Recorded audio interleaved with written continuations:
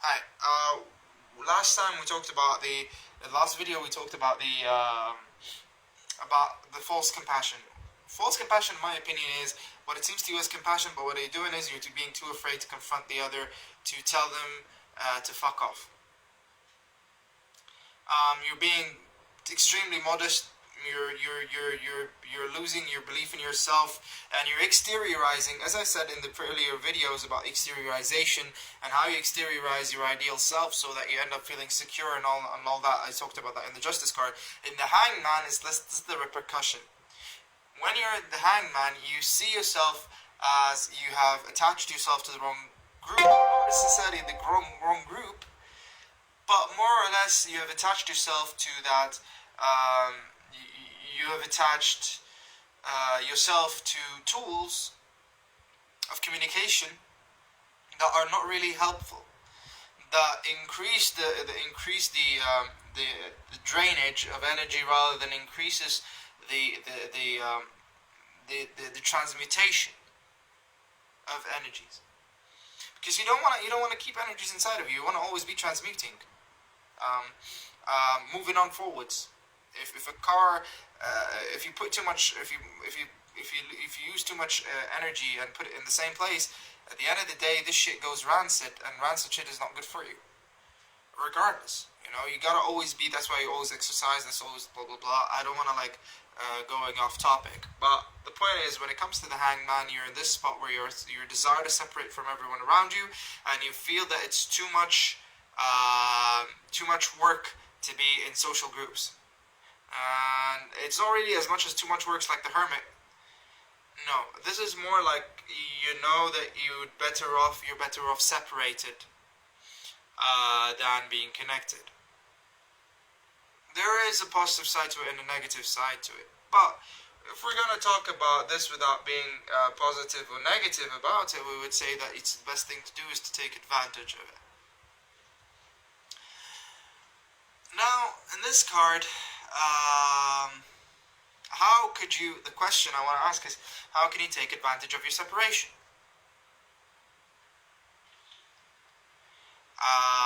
And what would you understand about yourself during those separations? You can't really answer those questions until you go through that separation and allow yourself to understand yourself. And it doesn't mean like the end of social network, like the social circumstances that you had before. No, it just means that you are working on yourself so you can actually develop a different form of communication that would lead to different ends with friends. It would lead to different and the hangman is about the crossroads. Being at the crossroads means that you have to take a decision that will change a lot of things in your life. But that makes it kind of worrisome, because what if I take the wrong decision? What if I take the wrong decision? There's no such thing as wrong decision. There's only a decision that you will take that will teach you something. Regardless of what door you're going to end in, there is no alligator standing behind the door waiting for you to eat you. There is no heaven or hell here. Here is more about, okay, I have a decision to make. And I don't know what that decision is, and I don't know what to do unless I sit down on my ass and stop communicating with others and try to see what's going on around me and work on it from there. Now, while you're working on yourself, you might not get to notice that the doorway to the surrounding is belief. Fuck is. Seems as belief. Now, why would I say that? Because it seems to me that belief, it allows you to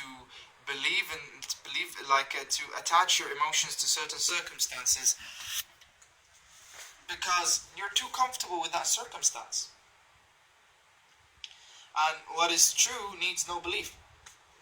What is true and what is obvious it doesn't need affirmation for you to feel it. You just feel it.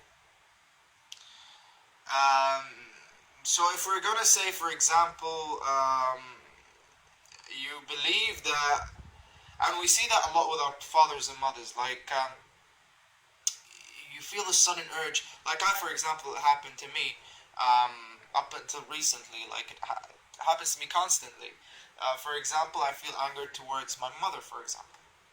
she's an amazing woman, but I don't understand where the fuck is that coming from. And I sat down and and I was sitting with my mom one time, and we were talking normally, and I felt this sudden urge of anger and like and weird ass shit, you know, to the extent of like rage, murder shit, you know. Of course, if I have someone here um, who is obsessed with um, the darker side of the occult, he would say you're getting possessed or whatever the fuck. But actually, it's more or less a different thing. I allowed the possession to take place by my obsession on believing that I can't really change the circumstance. And what you can't change, you only accept your ability to interact with it. So the only way to and our depiction of God is Father, and depiction of Earth is Mother. And as a metaphor, when you're dealing with things, when your circumstances are not really going with what you want, or they're not going with your great work of magic, or they're not really going with your desires, you want to end them. So the mind uses metaphors. Sometimes the most people that you love, and you won't understand why you're feeling like that. It's just a metaphor. Mom stands for the circumstance.